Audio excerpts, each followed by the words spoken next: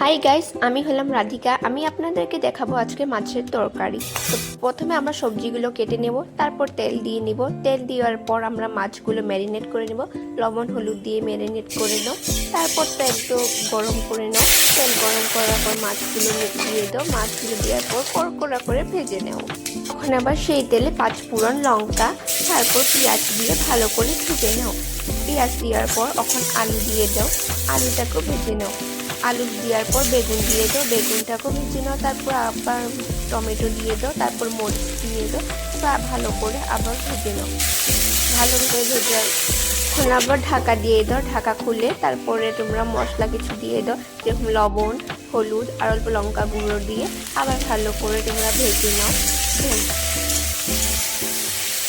এখন আবার ঢাকা দিয়ে দাও। তারপর ঢাকা খোলার পর দেখে নাও।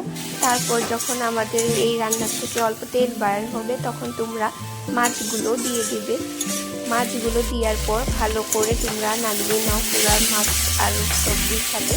তারপর নাড়িয়ে হওয়ার পরে অল্প জল দিয়ে দাও।